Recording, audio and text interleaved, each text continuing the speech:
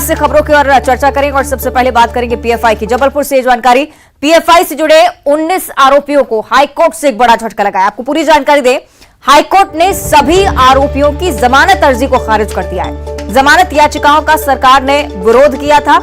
आरोपियों पर एटीएस और एसटीएफ ने मामले दर्ज करवाए हैं और प्रतिबंधित संगठन पीएफआई से जुड़े होने के सबूत भी इन लोगों के सामने आए थे। तो आरोपियों पर देशद्रोह समेत कई गंभीर मामले दर्ज हैं और पीएफआई से जुड़े सभी 19 आरोपियों को गिरफ्तार किया गया था। अर्जी लगाई गई थी जमानत को लेकर, लेकिन इस अर्जी को हाईकोर्ट की तरफ से ठुकरा दिया गया है। भोपाल जेल में बंद सभी आरोपी फिलहाल वहीं पर मौजूद हैं। 19 आरोपियों में अब्दुल रऊफ और जमील भी शामिल हैं। तो ये बड़ा झटका पीएफआई के उन तमाम सदस्यों के लिए जो कि देश विरोधी गतिविधियों में सक्रिय थे।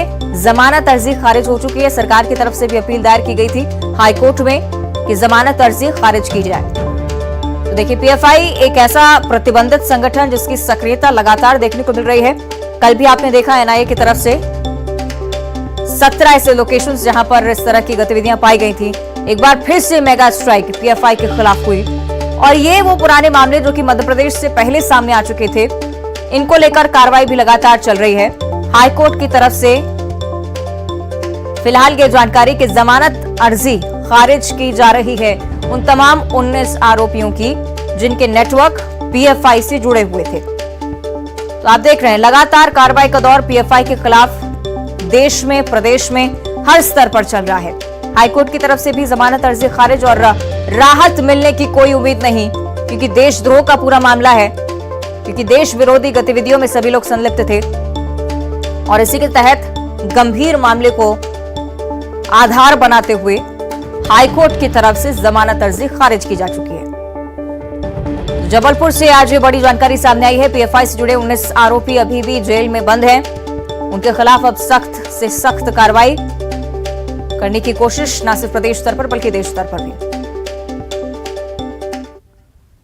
चलिए और ज्यादा जानकारी हम लेंगे। सहयोगी पवन हमारे साथ लाइव जुड़ रहे हैं, कमरों कर लेते हैं। पवन, निश्चित ही एक ऐसी जानकारी सामने आई है जिससे कहीं ना कहीं ये पहल तो होगी ही कि पीएफआई से जुड़े अन्य जो वो कहीं ना कहीं अब डरे, क्योंकि उनके नेटवर्क को ध्वस्त करने की कवायद भी प्रदेश स्तर पर और देश स्तर पर चल रही है। पवन, फिलहाल हाईकोर्ट की तरफ से इस पर क्या कुछ कहा गया है, इस पर जानकारी। जी बिल्कुल, पीएफआई यानी पीपुल्स फ्रंट ऑफ इंडिया के जो 19 आरोपी भोपाल जेल में बंद हैं, उन्होंने जमानत की याचिका लगाई थी, लेकिन हाईकोर्ट ने जमानत याचिका खारिज करती। उसका तर्क यह दिया है हाईकोर्ट की तरफ से कि ये बेहद गंभीर मामला है और चूंकि देश के खिलाफ में इनकी गतिविधियां रही हैं, देश विरोधी गतिविधियों में ये शामिल रहे हैं, इसीलिए इन्हें जमानत का लाभ नहीं दिया जा सकता। वहीं सरकार ने भी इसका विरोध किया कि चूंकि मामला हालात देश में बेहद गंभीर है, देश विरोधी गतिविधियां करने वाले संगठन, तमाम ऐसे कई संगठन हैं जिनके खिलाफ में साल भर कार्रवाई होती रहती है और कई आरोपी ऐसे हैं जो देश भर के जेलों में बंद हैं। उनसे लगातार कुछ न कुछ नया इनपुट मिल रहा है, कोई ना कोई कनेक्शन उनका देश के खिलाफ जो दूसरे देश हैं, वो जो आतंकवादी संगठन हैं, उनके साथ में उनका कनेक्शन पाया जाता है और ऐसी घटनाएं जो है जिससे देश को नुकसान हो सकता है उस पर रोक लगाने के लिए इनका जेल में रहना ही जरूरी है। और यदि ये बाहर आ गए तो फिर से गतिविधियों को आपराधिक गतिविधियों में शामिल हो सकते हैं। तो ये तमाम ऐसी बातें थी जो हाईकोर्ट में रखी गई।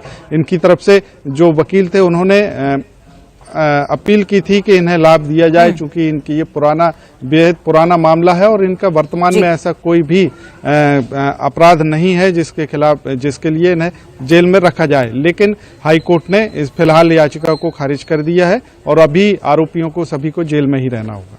ठीक है, बहुत शुक्रिया आपका पवन इस पूरी जानकारी के लिए। देखना होगा आगे क्या कुछ होता है। फिलहाल धार की खबर की अब